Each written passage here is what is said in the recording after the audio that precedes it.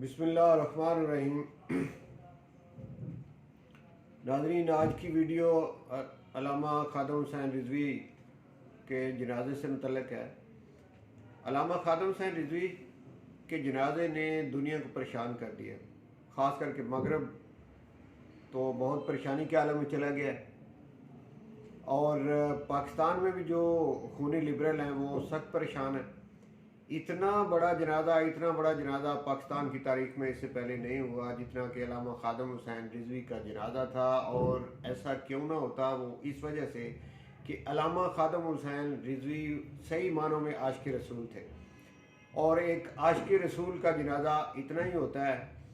और इस जनाजे ने पाकिस्तान की तारीख में पहला नंबर जो है वो हासिल कर लिया है। पाकिस्तान में इससे पहले मुमताज़ कादरी का जनाजा एक बहुत बड़ा जनाजा था।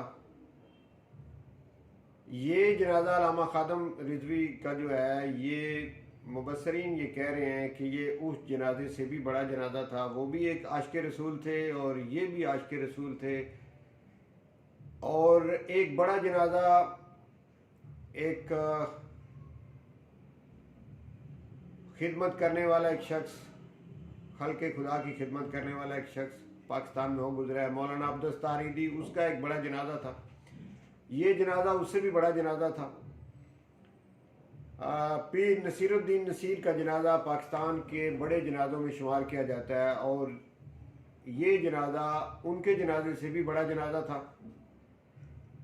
2018 में तबलीगी जमात के हाजी अब्दुल वहाब का जनाजा एक बहुत बड़ा जनाजा था, लेकिन अल्लामा खादम हुसैन रिजवी का जनाजा उनके जनाजे से भी बड़ा जनाजा था।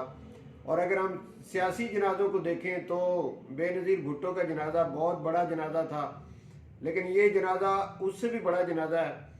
और इसी तरह से जनरल ज़िया-उल हक का जनाजा एक बहुत बड़ा जनाजा था, ये जनाजा उससे भी बड़ा जनाजा है। जुल्फ़िकार अली भुट्टो का जनाजा बड़ा था, लेकिन ये जनाजा उससे भी बड़ा है।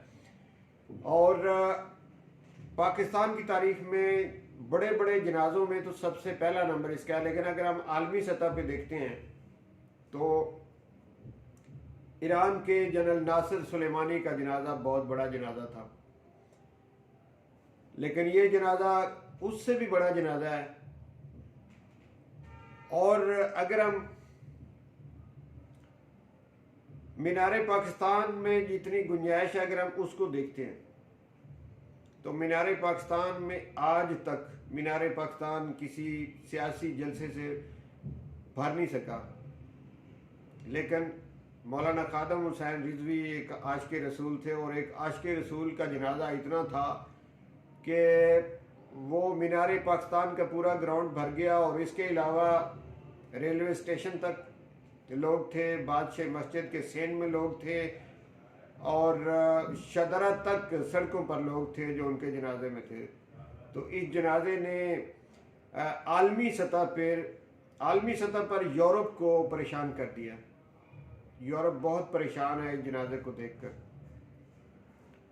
डच पार्लियामेंट के एक रुकन हैं गेट विल्डर, उन्होंने पार्लियामेंट के फ्लोर पे खड़े होकर इस जनाजे को देखते हुए जो बदहवासी के आलम में उन्होंने कुछ फ़िक्र किया है। एक तो उन्होंने कहा कि मैं शुक्र करता हूँ, मुझे खुशी है कि मेरी जान छूटी। मौलाना खादम हुसैन रिजवी की वफ़ात पे उन्होंने इस तरह के अल्फाज कहे। फिर उन्होंने इस जनाजे को देखते हुए बदहवासी के आलम में यह कहा कि हमारे मुल्कों में जितने मुसलमान हैं इनको निकाल देना चाहिए। ये उनके अंदर जो एक मुसलमानों के ख़िलाफ़ एक ज़हर था, ये बाहर निकला। और अल्लामा खादम रिजवी नमूसे रसालत के लिए बोलते थे और ये एक बहुत बड़े मुजाहिद थे। शायद हमें बाद में इतना बड़ा मुजाहिद हमें ना मिले, इतनी बड़ी क़यादत करने वाला शायद हमें ना मिले, लेकिन हमारी अल्लाह से दुआ है कि इसी तरह का कोई मुजाहिद लीडर जो है वो दोबारा तरीक़े लब्बैक की क़यादत करे, जिसने दुनिया को आवाज़ बख्ता कर दिया। वो लोग जो चाहते थे कि हम जब चाहे नामूसे रसालत कर लें लेकिन आगे बोलने वाला कौन ना हो, उनके लिए ये दर्द सार थे। और आज उनके लिए ये इनका जनाजा जो है इसने उन्हें परेशान कर दिया, सख्त परेशान कर दिया, और वो सोचने पे मजबूर हो गए हैं कि आशिक़ रसूल जो हैं इन्हें ख़त्म नहीं किया जा सकता, इनकी तादाद बढ़ती है, इसे कम नहीं किया जा सकता, इन्हें रोका नहीं जा सकता, इनके मुंह जो हैं उन पे ताला नहीं लगाया जा सकता। इनके जनाजे ने ये सारी चीज़ें उनके ऊपर आश्कार कर दी हैं, और अब वो नेगेटिव प्लानिंग पे पूरा यूरोप, पूरा मगरब जो है वो नेगेटिव प्लानिंग कर रहा है। और ये आवाज़ें आ रही हैं कि कोरोना के दिनों में इतना बड़ा इज्तिमा जो पाकिस्तान की हुकूमत ने करने की इजाज़त दी है, उन पर पाबंदियाँ लगानी चाहिए। मैं समझता हूँ कि इस सूरत हाल में हमारे वज़ीर आज़म और जनरल बाजवा की भी बहुत बड़ी ये जुर्रत है कि मुमताज़ कादरी का जब जनाजा था तो उस वक्त की जो हुकूमत थी उसने उस जनाजे को मीडिया पर दिखाने पर पाबंदी लगा दी थी। वो भी इतना बड़ा जनाजा था और इन्हें मगरब का खौफ था कि कहीं पाबंदियाँ न लग जाए। वो एक आशिक़ रसूल था, तो मगरब के खौफ की वजह से उस वक्त की हुकूमत, नवाज शरीफ की उस वक्त हुकूमत थी, तो उस वक्त की हुकूमत ने मीडिया पर उनका जनाजा जो है उसको दिखाने पर पाबंदी लगा दी थी। लेकिन आज इस हुकूमत की ये जुर्रत है कि कोरोना के बावजूद, जब कोरोना में दुनिया में बड़े बड़े इज्तिमात जो हैं उन पर पाबंदी है, तो इस हुकूमत ने, जब पहले इन पर पाबंदी भी थी लेकिन वो पाबंदी खोल दी और मीडिया को मुकम्मल आज़ादी दी कि आप इस जनाजे की तस्वीर दुनिया भर के मीडिया पे आप दिखा सकते हैं। और इसी तरह से दुनिया भर के मीडिया में ये जनाजा जो था इसकी तस्वीर इंटरनेशनल मीडिया पर दिखाई गई, पाकिस्तान के मीडिया पर भी दिखाई गई। ये इस हुकूमत का, मैं समझता हूँ कि ये एक जुर्रतमंदाना कदम है। और जब दुनिया ने, मगरब ने और अमेरिका ने, इसराइल ने इस जनाजे को देखा कि एक आशिक़ रसूल का इतना बड़ा जनाजा जिसकी मिसाल ही नहीं मिलती, तो अब वो घबरा तो गए हैं, लेकिन इसके बावजूद आने वाले वक्त में वो नेगेटिव प्लानिंग कर सकते हैं, मुल्क पर पाबंदियाँ लगा सकते हैं, या इस तरह की और कुछ जो उनकी नेगेटिव सोच है इसके मतलब वो कुछ स्टेप ले सकते हैं।